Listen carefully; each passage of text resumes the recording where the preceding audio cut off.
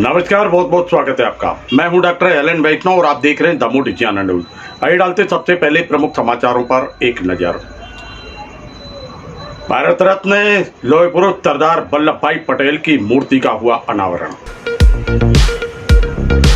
झारखंड के राज्यपाल रमेश बैस पहुंचे दमोह, गार्ड ऑफ ऑनर मूर्ति का किया उन्होंने अनावरण।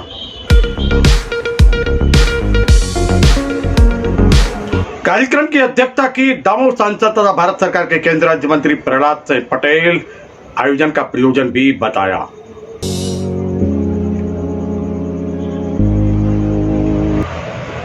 मूर्ति के अनावरण के पूर्व कलेक्टर को हाई कोर्ट का नोटिस अवमानना के मामले में दोषी पाया।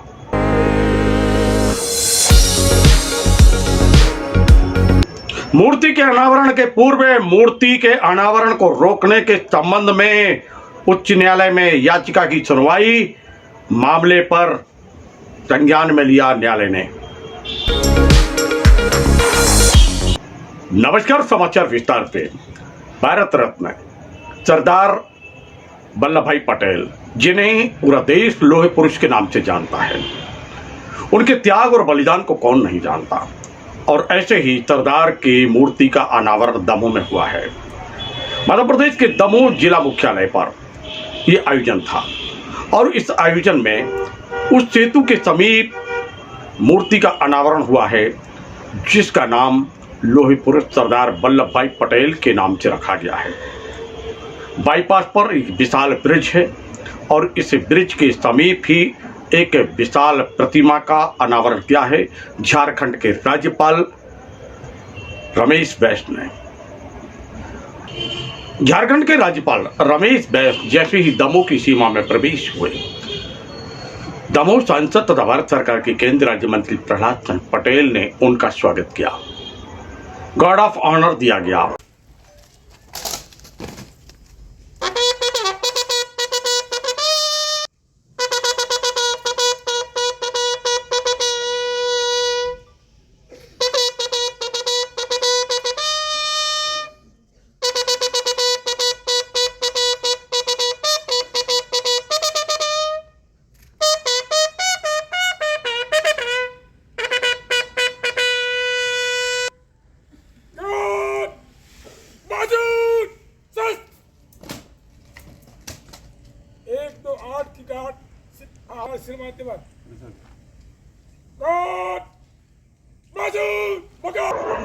रमेश बैस को झारखंड के राज्यपाल हैं। दमोह में उनका प्रथम नगर आगमन था और इस अवसर पर उनको गार्ड ऑफ ऑनर दिया गया है। जैसे कि भारत के संविधान में मान्यताएं हैं, परंपराएं हैं, उसके अनुसार गार्ड ऑफ ऑनर दिया गया स्थानीय सर्किट हाउस पर।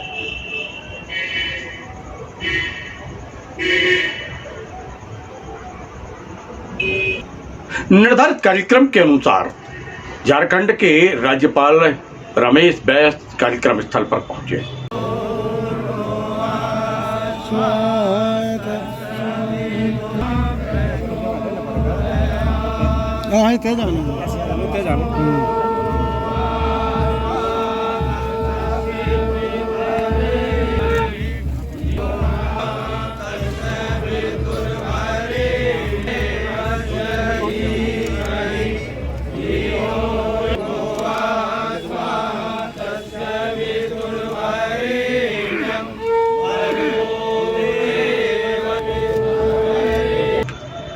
मूर्ति का अनावरण किया गया।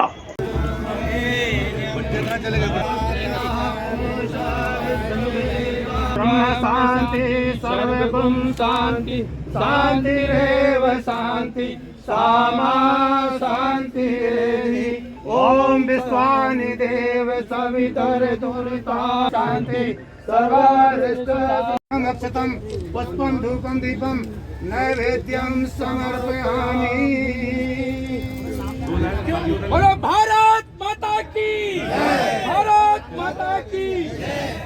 सरदार वल्लभ भाई पटेल की, सरदार वल्लभ भाई पटेल की जय, सरदार वल्लभ भाई पटेल की जय।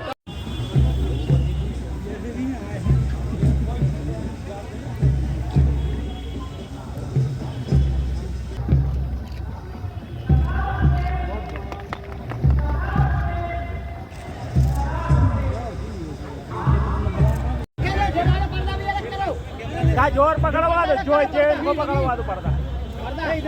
हाँ ऐसे खींच रही हो, ऐसे बैग में ले लो, बस बहुत अच्छे। ऐसे ही पकड़े रहियो। मानक से आओ तुमसे कह रहे हैं।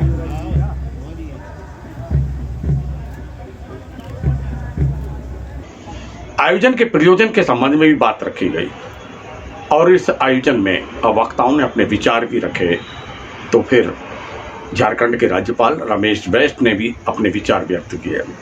इस अवसर पर दमोह सांसद तथा भारत सरकार के केंद्रीय राज्य मंत्री प्रहलाद सिंह पटेल ने क्या कहा स्वागत भाषण में, हम वो भी सुनवाते हैं और फिर हम आपको सुनवाते हैं झारखंड के राज्यपाल रमेश बैस ने क्या कहा है।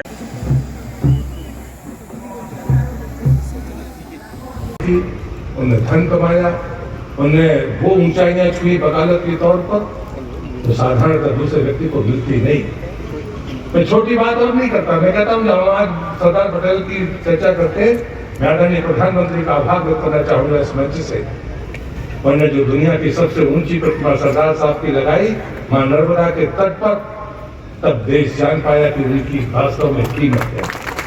ये बात हम नहीं कह रहे हैं, देश की आजादी के बाद नहीं, देश के प्रधानमंत्री ने जो किया वो तो उसी समय भी कहा गया था। राजगोपालाचारी जो इतने बड़े कांग्रेस के नेता थे, मूलधन नेता थे, उन्होंने कहा था कि जवाहरलाल नेहरू अगर विदेश मंत्री होते और सरदार साहब अगर प्रधानमंत्री होते तो शायद तस्वीर कुछ और होती। ये हम नहीं कहते।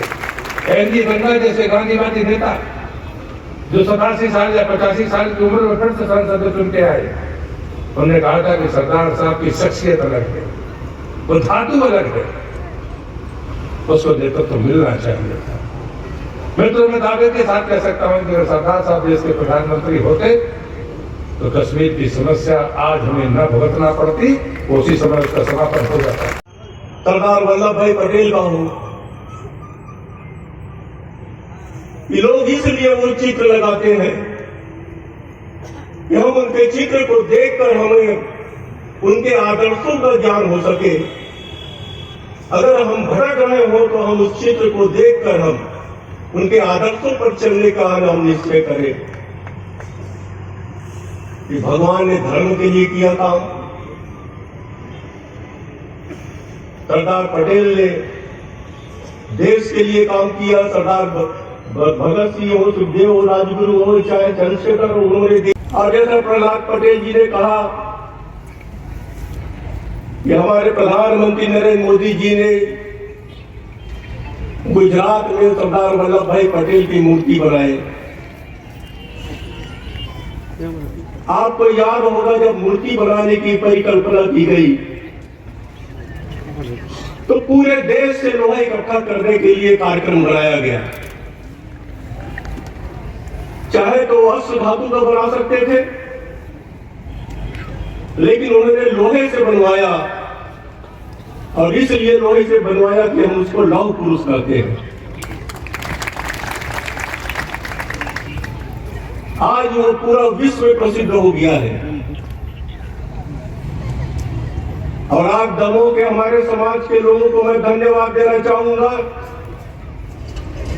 कि उन्होंने बिना सरकार की सहायता लिए अपने समाज के लोगों को सबकी सहायता से आज दमोह में इतना बड़ा मूर्ति की स्थापना का उन्होंने निश्चय किया। समाज के सभी लोग बधाई के पात्र हैं। अभी भेज रहा भैया, अभी भेज रहा। जी जी अभी भेज रहा भैया। वल्लभ भाई पटेल जी की जो हम कहानी कहें, उनकी जीवनी देखें, हम यूं ही सरदार वल्लभ भाई पटेल के हम याद नहीं करते, हम उनके कार्यों को देखकर करते हैं। लोग अपने घरों में दीवारों पर कई फोटो लगाते हैं।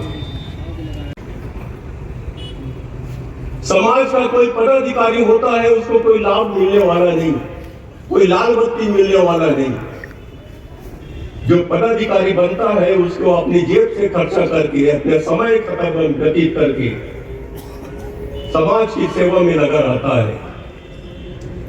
लेकिन समाज में भी कई ऐसे लोग हैं जो अच्छे काम करने वालों को भी काम खींचने में कमी नहीं करते।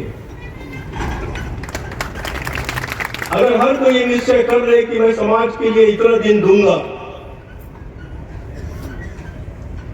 बूंद बूंद में घड़ा भरता है कहते हैं।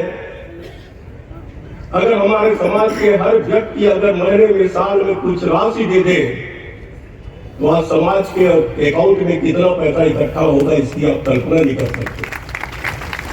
ये छोटी छोटी बातों के लिए आपको हाथ बढ़ाने की जरूरत नहीं पड़ेगी,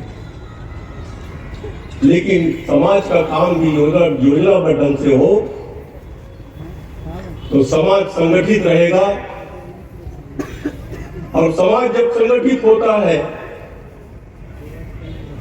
तो आपको किसी के पास जाने की जरूरत नहीं है। जिनको आपकी जरूरत है वो आपके पास आएंगे।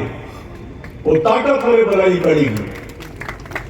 और मुझे विश्वास है दमोह के समाज के सभी लोग जागरूक हैं और समाज के लिए समाज के काम के लिए वो आगे बढ़ेंगे। इन्हीं विश्वास के साथ मैं अपनी बात समाप्त करता हूं। जय हिंद। वल्लभ भाई पटेल का हूं कि लोग इसलिए वो चित्र लगाते हैं कि हम उनके चित्र को देखकर हमें उनके आदर्शों का ज्ञान हो सके। अगर हम भटक रहे हो तो हम उस चित्र को देखकर हम उनके आदर्शों पर चलने का हम निश्चय करें कि भगवान ने धर्म के लिए किया काम, सरदार पटेल ने देश के लिए काम किया। सरदार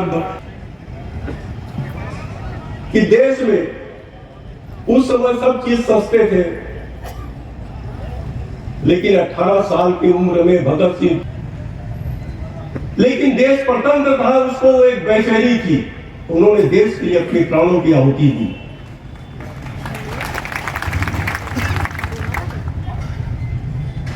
भगवान भी कहते थे कि जब जब धर्म का अधर्म का हावी होगा मैं पुनः जन्म लूंगा। और हमारे भगवान कई जन्म लेकर, कई अवतार लेकर धर्म की रक्षा किए। देखा जाता है कि देश की स्थिति को देखकर समाज में कोई बैठकें होती है तो समाज की बैठकों में भी ये बातें आती है। घर में नहीं, पड़ोसी के घर में हो। अगर हम निश्चय कर ले कि इस आयोजन के एक दिन पूर्व एक नया घटनाक्रम सामने आया। याचिका लगाई गई थी जनहित। माननीय उच्च न्यायालय में इस याचिका की सुनवाई थी।